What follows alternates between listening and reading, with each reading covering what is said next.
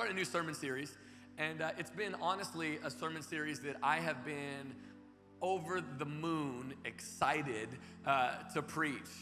And I really believe this, that it's probably the most important sermon series that I've ever preached ever in the life of our church over the last 2+ years. And the reason why I think it's so important is because the whole sermon series is about what kind of church do we want to be? What kind of church do we want to be? And in fact, the title of this sermon series is A Church Worth Building. Church worth building. I don't want to just build any church. Come on, like some of you, you've had houses built, or maybe some of you, you're artists, and the goal is not, I just don't want to build any house. Right? If I'm going to build a house, I want to build a house that's built on the right things and the right foundations. And at Grace City Church, we don't just want to have church, right? We want to build upon the right sorts of things, that when people think of Grace City Church, I want them to think about this kind of stuff. And so I'm going to be talking about that. In fact, this is taken from a message. We had team conference last August, if you remember that. And we had my friend Terry Christ, who pastors Hillsong Phoenix Church, come, and he preached. And it's for all of our leaders and everybody that wanted to be a leader in the church. And actually, I preached like a version of this. Like the title of my talk was A Church Worth Building. And as I was just praying through how to start the year, I could not help but get away from this. I couldn't get away from this phrase, and I couldn't get away from these 6 things that I talked about. I talked about all 6 of them for like 20, 30 minutes.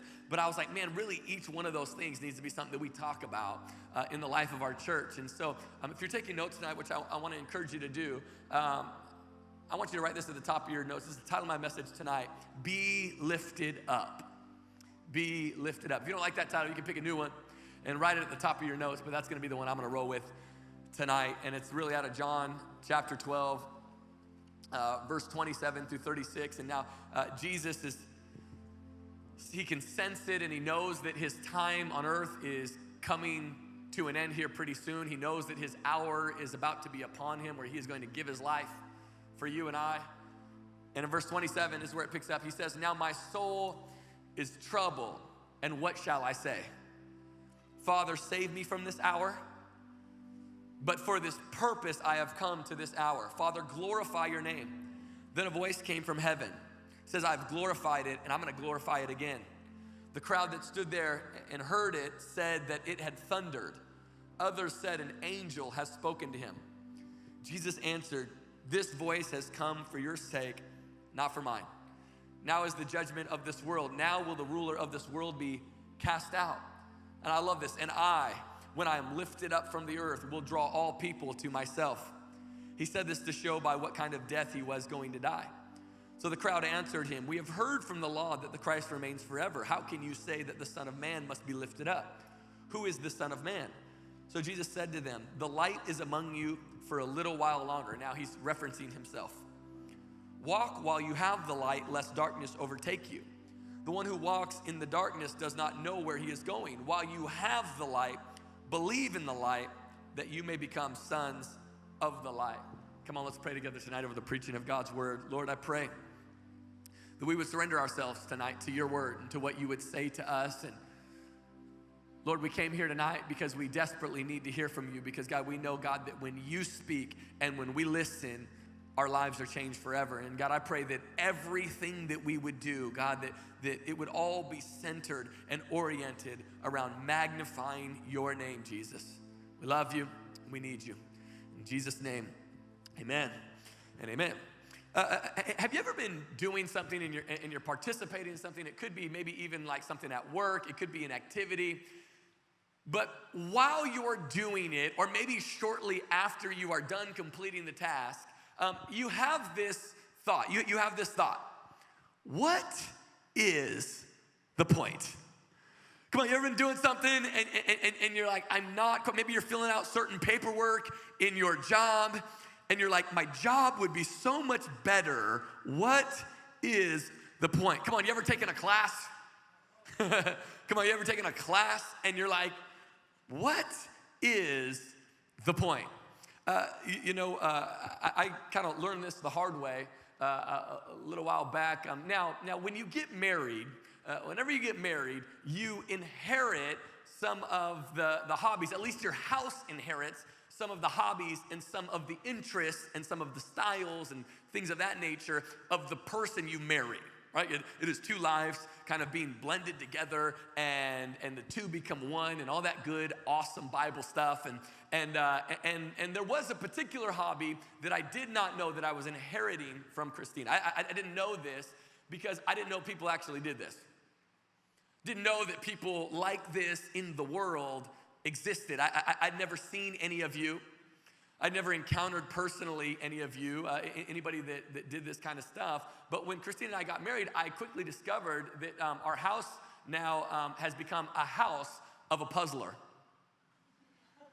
Now, I never met anybody that was like a real life puzzler. I'd never met, where I come from, you don't puzzle.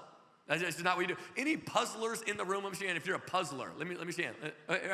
Be proud of your puzzling ways, right? Now, I did not choose the puzzling life. The puzzling life chose me. And I was unaware of this reality until I got married. And now I got to be honest, when Christina starts one of these puzzles,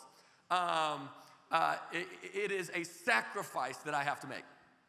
Because I have strong OCD. I just have really, really strong OCD. In fact, my friend Nick Waddell was at my house yesterday, and I opened up the fridge to, hey, you guys want anything to drink? Opened up the fridge, and he was staring at my fridge, and I said, what? And he said, I've never seen a fridge that has looked like that. Because for us, like all the Gatorades are color coordinated and all the, like everything, all the labels are facing out. I have problems, pray for me, okay? And so I have OCD. So whenever Christina starts a new puzzle and it's out like on our little like island area, and I walk out and I just see pieces everywhere and it's an unfinished puzzle, I feel like a little piece of me dies. I walk out and I'm like, here we go again. You know, I have to endure this puzzle being out. And she's been trying to get me to participate in one of these puzzles for a long, long time. And eventually, finally, I don't know how, but eventually I said yes. And I said, okay, yes, let's do this puzzle. And I said, but here's what I want to do. I want you to let me know when there's about an hour left to completion of the puzzle. So I want you to do the puzzle, and when there's about an hour left and only you know about how many pieces that is. I don't even know how many pieces, should take an hour, but only you know. And when you do that, then just let me know. And by the way, I did not know that there was levels to puzzling. Did you know this? I did not know that there were levels to puzzling. I remember early on, Christina was into puzzles. So I remember one day, husbands, do you ever stop to do something and you don't even have to see the reaction yet? You just already feel proud about you. You're just happy with yourself. It's like you're pleased with yourself. And sometimes if you stop and get roses for no reason, you're like, aren't I awesome? It's just a great way. If you're ever feeling down, just do that. It's not even about her. It's really about you. You will just feel great about life and about yourself as a human being. And so whenever I want a good pick me up, I just do something awesome for Christina. And so I was like, okay, I'm going to go stop and I'm going to get her a puzzle. I'm going to get her a puzzle to let her know I was thinking about her. So I didn't even have it home yet. I was like, aren't I awesome? I just had that feeling, and I have this puzzle, and I show her this puzzle. I said, hey, babe, I was just thinking about you today. Stopped off at Target, and I picked up this puzzle, and here you go, right?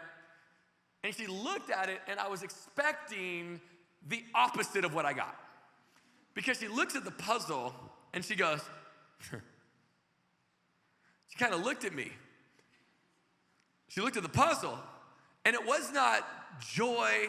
It was not wow. She goes, really? This is what you think of me? And I said, what? I looked at the picture to see if anything inappropriate was on it. I'm like, what? She said, 250 pieces. Are you serious?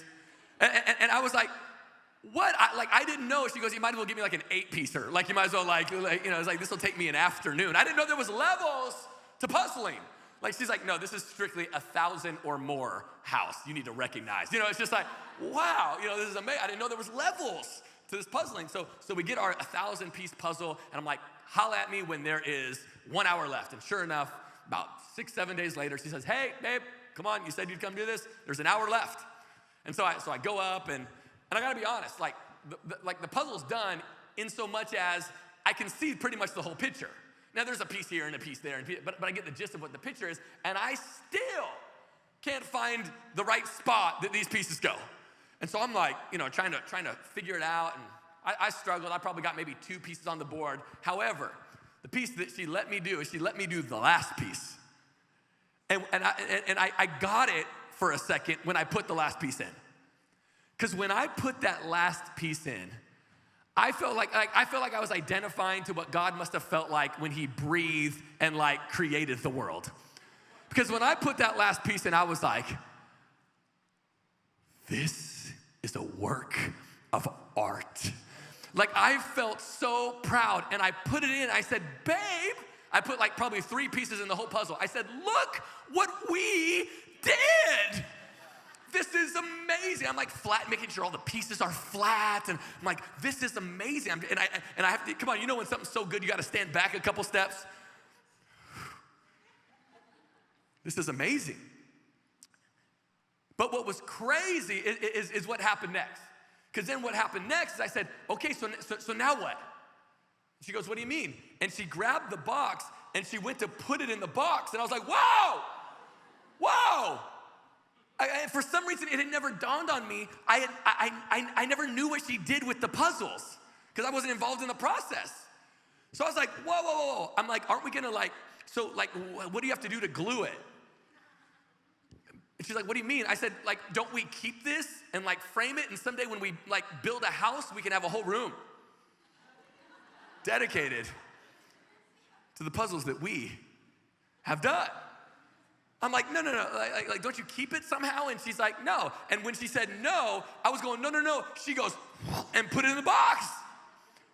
And I was like, what was the point of the last hour that I just gave my life to? Come on, you ever have those moments? You're like, what is the point of what I'm currently doing right now? It's an infuriating feeling.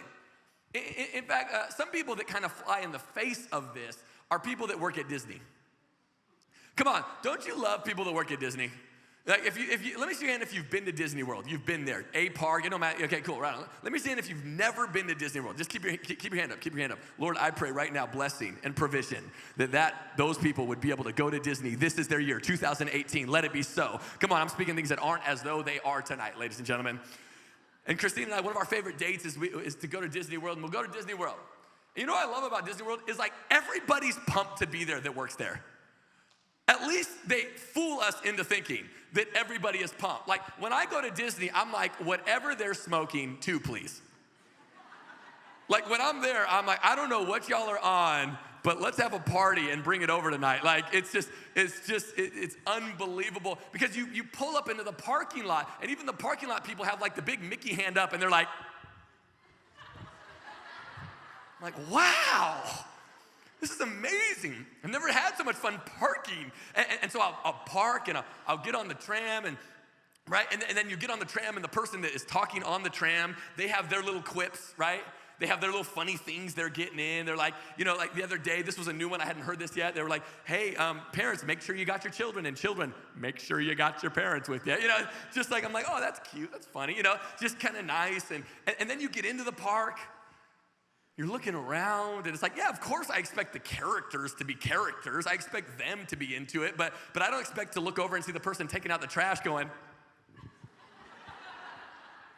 I don't expect that. But that's what's happening, and I'm like, wow, this is amazing. And you want to know what somehow Disney's tapped into is they have everybody that works at the park realizing and understanding that no matter what their role is, no matter how big or no matter how small, that they are important to the experience of everybody else. That's amazing. By the way, that's one of the things that I love about our church is, we have so many people that just serve so faithfully at our church. And here's why I think these people have figured it out. Why the Disney people have figured it out, why people that just give their life and build what God said he would build the church, is they've figured out what the point is. For Disney, at least they figured out what it is in their vocation, and for the church, these people have figured out what the point is. I love the people that serve in our church. Let's go meet them. This is so fun for me. Right on. I don't know, these people don't even know that I was going to do this. Oh, okay. I want you to say your name. Lexi. Lexi. And Lexi, how long have you been coming to the church? How long? A little while. A long time. Okay, cool. So long you don't even remember. Okay, perfect. Lexi's amazing, right? Back here in the camera, most of you probably don't even know who Lexi is. And then we got, what's your name? It's Bryce. Bryce. I've told Bryce this. In fact, I think it was like the first time I really met Bryce. I said, Bryce, I know this might be weird coming from like a dude, but you have the most beautiful eyes of any human being I've ever seen. Like if we could somehow get his face up there, we would right now. So, and how long have you been coming to the church? Couple years. It's amazing. Oh, and then, I love this girl. Okay, say your name. Caitlin. Caitlin, how long have you been coming to the church? Over a year. Over a year. Love Caitlin, amazing people. And then what's cool is, now you don't even know this, but we got people in the church that are like back here right now. There's people serving, you don't even see them. Here, listen, this will be fun, right? Hey guys, how's it going? Okay, tell me your names. Marisol. Stephanie. Sierra. Right? And how long have you been coming to church? A little more than a year. 6 months. Yeah, she said since we moved into this building. This is the only building we've ever been in. She's been here from the beginning, folks, okay? Right? And what's amazing is you didn't even know these people were back here. But they're back here. In fact, the only time we know that they're back here is when the lyrics don't switch fast enough and we all get tripped up on the song. That's the only time, right? But it's amazing. It's incredible. And then what's amazing is that there are people back here right now, like hanging out with your kids, judging your parenting skills. Right? They're back here right now. Yeah, they're like looking at the name like, I knew it, right? You know, right? But they're back here right now, and you don't even see them. And what are they here? Man, they're here faithfully serving. Why? Because they know what the point is. The point is to build what God said he would build, the local church. I think it's the greatest thing that you can give your life to building. Why? Because you're giving your life to building something that is eternal. It is the only thing that is eternal. In fact, I believe that the same call that that Jesus gave to Peter, he gives to you and I. Right? There was this situation in the Bible where Jesus looks at his disciples, and I love this, right? This is interesting that Jesus would do this. He looks at them and says, well, this is a whole different message for a whole different time, but he looks at his disciples and says, hey, what are people saying about me? So he says, hey, who do people say that I am? They say, well, some say you're Elijah, some say you're John the Baptist. They go through this whole thing, but then he goes, but who do you say I am? And Peter responds, right? Peter responds and says, you're the Messiah, right? And talks about who Jesus is, and Jesus says, yep, you're right. And then he says this, he says, and Peter, you are a rock, and on you I'm gonna build my church, and the gates of hell will not be able to prevail against it. Now here's what we know about Peter. Peter was the most unstable disciple, at least in the recordings of the Gospels. He was the least rock-like. Right? He was the most unstable disciple of all of the disciples. Like, he probably wouldn't be able to be on the worship team at Grace City Church. Like, he probably wouldn't be able to lead a city group. He could greet, or he could be in the connection team, but he probably couldn't, lead a city group, because we're not in the habit of having people lead city groups that are cutting people's ears off. We're like, you might need more some discipleship. It's where we draw the line. Can't cut people's ears off, But I love that Jesus calls him, and what does he say? He says, you're Peter, and he says, you're a rock. You know what I love about Jesus? When Jesus calls us to lead and to serve, he calls the best out in us, like who we are at our best, right? Because even Peter would be like, who, me? And then he says, and on you I'm gonna build my church. What an overwhelming thing, huh? And then he says, and the gates of hell will not be able to prevail against it. Come on, he guarantees him victory. That's why I believe that the local church, that's why it's important as we do everything, as we do our part to help build God's church, we need to know it's not just a matter of doing the right thing, is it? It's not just about what you do, it's how you do it, huh? In fact, usually I like to stay in my grace zone. Usually I like to stay in my skill set. I don't usually venture out of it too much. However, a little while back, I ventured outside of it, and it happened one time when Christina was out of town. So Christina was out of town, and now I don't cook. I just don't cook. I'm not good at it. I wish I was good at it.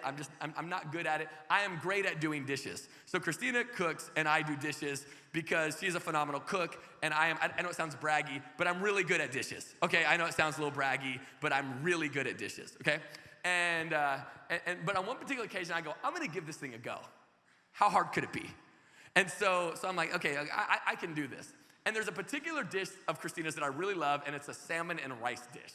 And I'm like, I'm gonna go for it. Like, I'm gonna go for it. It always is amazing. It sounds so good. If Christina was here, it's what I would ask her to cook, and I'd run to the store and pick up the stuff. And it's what I would want her to cook. And so I'm like, I'm gonna give it a go. But I didn't text her for ingredients or anything like that because I wanted the credit. Right? I wanted the credit that I did it myself. And so I went to the store and I got all the stuff, and I start cooking it. And I gotta be honest, I'm looking at it in the middle of it, and I'm like, I'm pretty good at this.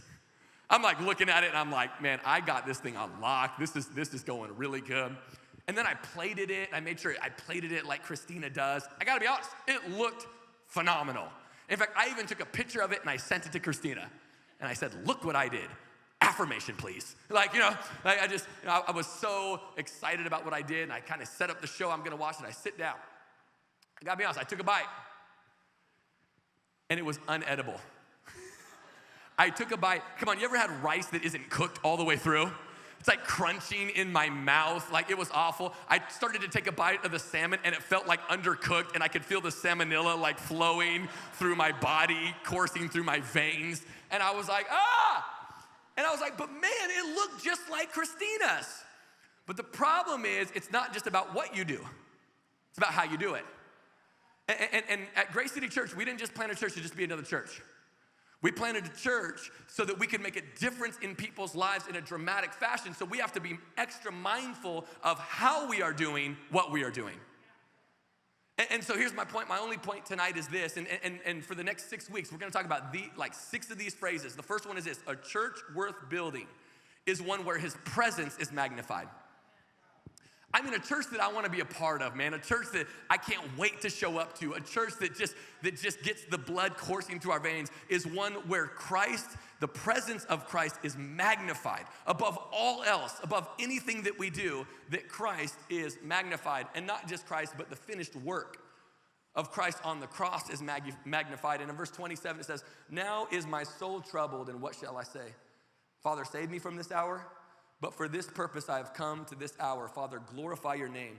Then a voice from heaven said, I have glorified it and will glorify it again.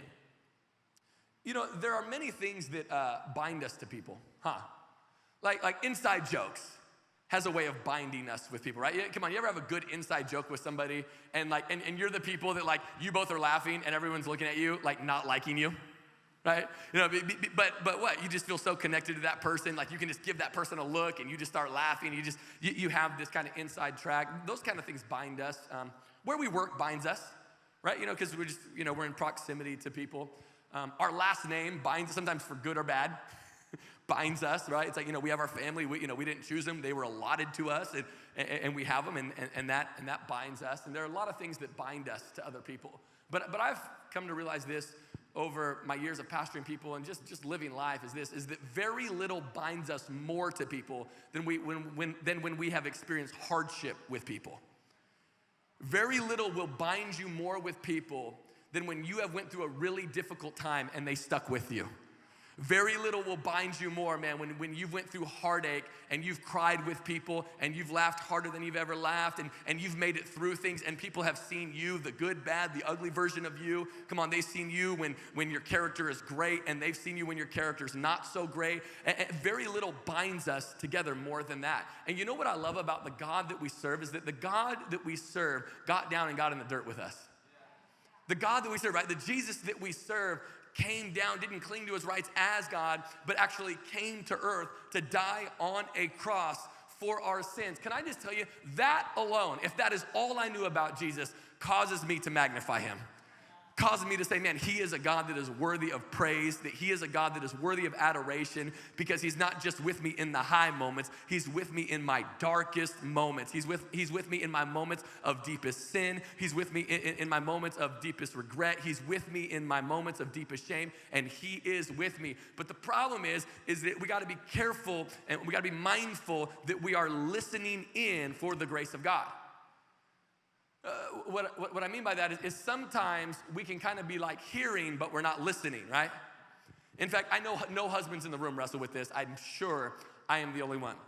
But every once in a while, Christina will be talking. And I know she's talking because the little things in sensors in my ear tell me noise is happening. And I know she's talking. I know it. And I'm even looking at her with like a furrowed brow, like I'm intently listening. But I gotta be honest, there's times where she's talking, but I'm not really like hearing the actual like words specifically that are coming out of her mouth, and she knows it. And so sometimes at the end, I'll go, and she knows my mind is thinking about something else, and she'll go, so what do you think? And I'll like come to, like I blacked out. And she goes, what did I say? You didn't even hear me. What did I say? And I'm like, and this is what I'll do. I'll go, and again, none of you guys, you've never done this. This is just me. It's just me. But I'll go, oh, I'm so sorry, say it again. And she will hijack this information like it is the nuclear codes. Because I'll go, oh, please, I'm so sorry, say it again. No. And she will hijack this information and not tell me what she said. And the more she hijacks it, the more I'm like, I have to know.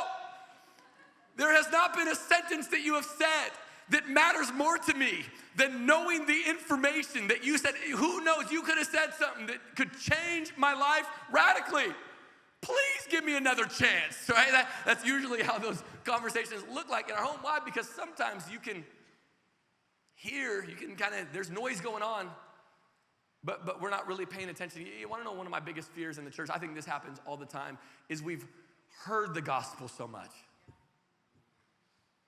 We've heard it so much. We've heard it a lot that it's just easy for it to no longer have the impact that it should. We've heard it. We know it, and it ceases to have the impact that it could. In fact, it was really, really interesting because I really believe this. What you hear oftentimes is predicated on your experience. Like I've been with guys before where we heard like a loud bang, and one guy, because of his background, heard a gunshot. Another guy heard like a John Deere tractor firing up, and another guy heard like a window breaking. Same noise. But because of experience and what you've been through, you hear different things. What's interesting to me is Jesus says, hey, Father, glorify your name. Then a voice came from heaven and says, I have glorified it, and I will glorify it again.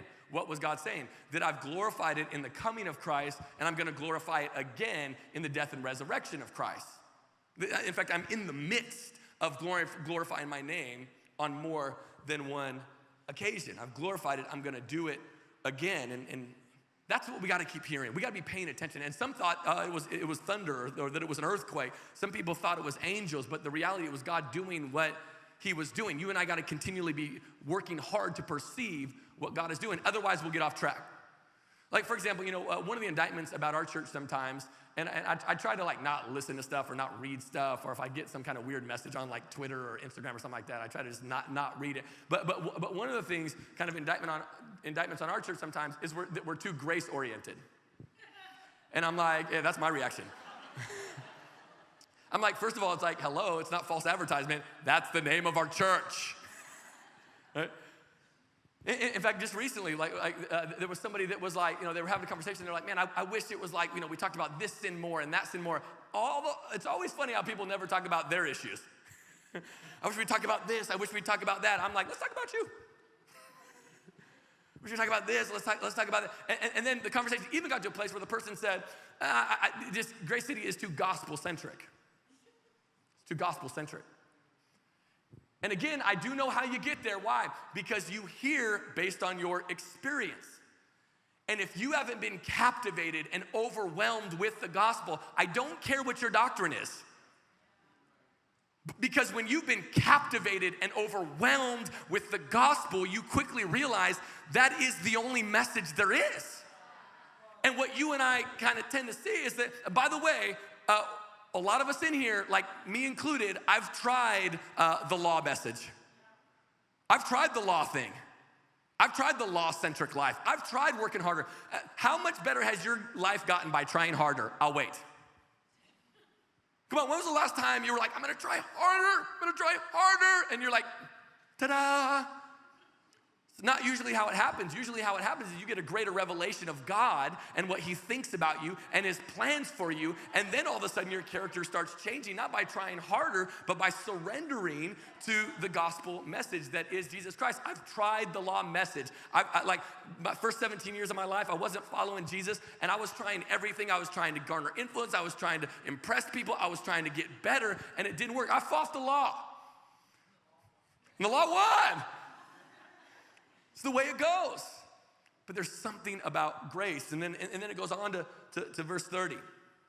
Right? We have reason to magnify God. Why? Because he came for us, and it was his purpose to come for us, and God was glorifying Jesus in that moment. And verse 30 says, Jesus answered this voice. I want to have the band come up. Jesus answered, this voice has come for your sake, not mine.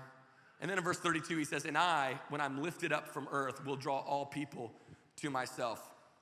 Now, Jesus was great at a lot of things. Wouldn't we agree? Like, he was a great physician. I thought he was pretty good. You know what I mean? Like, he'd go to funerals and, like, they wouldn't be funerals anymore. They'd be, like, birthdays. He was a pretty amazing teacher.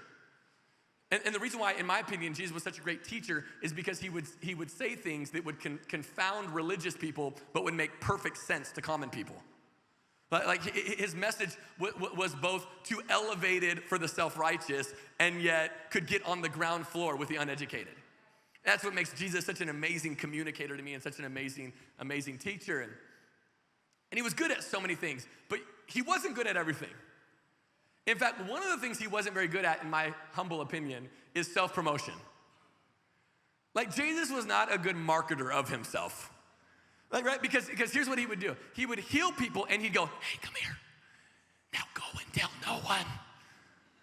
Now, come on, if somebody who was like blind sees, we're like, hey, go and tell everyone, Sundays, 9:30, 11, 12:30, 4:30, 6 o'clock. Like Jesus wasn't good at marketing. He just wasn't the best at it. He would do amazing things. In fact, there was even towards the tail end of his life, right? They're like, are you the Son of God? And he would just go. He wouldn't answer. He's bad at self-promotion. Like, if that's you and I, we're like, yes. And then we would levitate. He was bad at it. Even to his death, he was bad at it. Because what does he say? He said, okay, now's the time where the Son of Man's gonna be glorified. And if I'm them, I'm going, here we go. What is it? And it says, when I'm lifted up, I'll draw all people. And he said it to describe what kind of death that he was gonna have. So his marketing at the end was, I'm gonna die. And if you would magnify that and what that means for people that are outside of a relationship with me, it could change their lives forever. Because when I'm lifted up, there's a double meaning, by the way. So he's talking about, yes, the practical reality of him going up on a cross, and then he was talking to the church for, the rest of time to say, as long as, just keep doing that. Keep magnifying me, keep lifting me up, keep telling people about the death and the resurrection of me.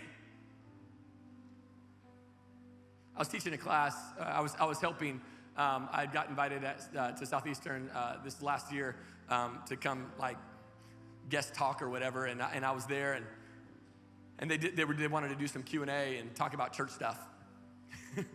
And so we did some Q&A, and I gotta be honest, like I love the Q&A that we do at our growth track, but by and large, I don't love Q&A that much because it doesn't play to my personality strengths.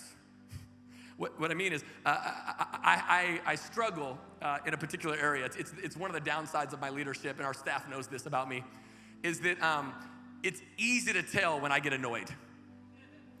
Like on our staff, if we're in a meeting, nobody's got to guess if I'm annoyed by what somebody's saying. Like, you don't have to guess. The problem is, too, there's an equal combination that I have. I'm easily annoyed. Bad combo. Pray for me. I need help. And so sometimes in these questions, like you ever heard somebody say, like, there's no such thing as a dumb question? Terrible advice. Obviously, that person didn't do a lot of Q&As, right? And a lot of dumb questions. And I was in there. And so the problem is sometimes I get in these environments, somebody asks a question and it bothers me and I have to like be sweet, okay? And I was in this class and full of people that want to be pastors. This young man, amazing young man, great guy. God's call is on his life, evidently. And he said, hey, I have a question. I said, yeah, what's up? And he goes, and this was right around Easter time. And he said, hey, Easter's coming up. It's only your guys' second Easter, but the church has grown so fast. You guys are like at another location. And you know, how do you prepare for Easter? Like how do you prepare for that? And obviously it's probably a lot on your team. And you know, you got to preach. Well, in our case, we actually preach less services because we do it at the Polk Theater. But you know, it's just a heavy weekend. It's just kind of crazy, chaotic. Like how do you plan for that? How do you do that? And all that kind of stuff. I hated the question. Hated it. And so I did what I always do when I'm annoyed by a question. I swing the pendulum the other way and I go, that's a wonderful question. I'm so glad you asked it. And the reason why I didn't like the question because I hate the premise. I hate the premise. In fact, our church, honestly, it's like, yeah, we'll have a little photo booth and we'll have whatever, but I don't like that Easter is the Super Bowl. He used that term. He said Easter is kind of like it's like the Super Bowl for church. Think about this for a second, people. We have a day in the church calendar, right? And in our American calendar, for that matter, like where there's one day, one weekend, where we focus so much energy and time on one thing, and that is the death on Good Friday and the resurrection of Jesus on Sunday. And it is one weekend where we are all supposed to make such a big deal about this that when we normally wouldn't invite people to church, we invite people to church. And every single year, that's the message that I'm supposed to preach that one weekend a year because people come. And by the way, it is the one weekend a year where we preach that message that the most people come to church. And I do not think that's because of an American marketing thing. I think it's because of what Jesus said a couple thousand years ago. If you would magnify me, I will draw all people to myself. And I said, so this is what I said. This is what I said. Aren't you wondering what I said? I said, honestly, I don't really like the premise of your question. I said, the problem I think a lot of times in church is, you're right, we have made the fact that we talk about the death and resurrection of Jesus Christ the Super Bowl of church life. This is my question. What are we talking about the other 51 days a year? What are we talking about? Guys, the only message we have, we are a one-trick pony. We have an ace up our sleeve, and it is the death and resurrection of Jesus Christ. That is the only message that we have to preach. Everything other than that is behavior modification. Everything other than that is Q. Anything other than that, you can go over to Books A Million and buy a self-help book. But it is the death and resurrection of Jesus Christ that saves. It is the death and resurrection of Jesus Christ that changes lives. And if you and I wouldn't just occasionally magnify God with our lives, but if our whole lives were oriented of saying, God, when I go to work, I'm gonna magnify you. God, when I'm in school, I'm gonna magnify you. God, when I'm alone, I'm gonna magnify you. Come on, instead of going, hey, what are the ways I'm gonna sacrifice for God this year? Just stand in your room and say, God, I pray everything that I would do this year that it would magnify you in my life. And you wanna know what'll happen? Your character will change. You wanna know what'll happen? You'll start reaching people. So what I told him is I said, at our church, our goal is to create an Easter urgency every Sunday. I said, that's our goal at Grace City Church, is to create, our people invite people to church, not because it's an event, not because it's Easter Sunday. Why? Because if you can get people in a room where the gospel is proclaimed, lives can change forever. Some of you, you're in this room because your friend loves you and cares about you enough to put you in an environment where maybe, just maybe, if you would respond and stop trying so hard and throw your hands up and say, God, I'm yours. I don't even know what it looks like to magnify you, but I'll give it a go. It's the only message we have. And then it concludes. I love it in verse 36. It says, while you have the light, believe in the light, that you may become sons of light. So what it's saying is, hey, come on, if we keep our eyes fixed and we keep our lives oriented around the message of Jesus Christ, we become sons and daughters of the light. Salvation comes automatically, but there's this thing, right, called sanctification that just comes as we follow God. It comes as we surrender more and more and more. And by the way, this is the time of year where we try new things, huh? Like there's different seasons where we try new things. Like when you're in a dating relationship, you do things you'd never otherwise do. Come on, some of you, like, you'll try foods you would never try.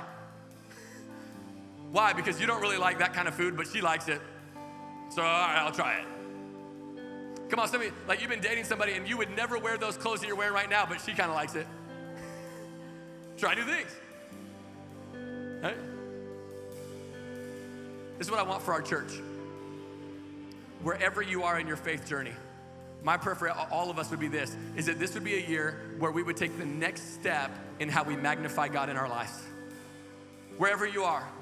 And now that plays out kind of spiritually, right? I mean, that plays out like, God, okay, I'm gonna be at work, use me. Be magnified in my life. Some of you, can I encourage you, that plays out in a really practical way, like engaging in worship. By the way, it's not a mystery that we did like the worship night, the same night that I'm preaching about this. Because for some of you, it's crazy to me. I gotta be honest. Can I just talk to you for a second? Some of you you're like the most outgoing people in the world. Like I talk to you and you're just like, hey, pastor, how's it going? And then you're outgoing. And then all of a sudden, like, we're like worshiping and you're like,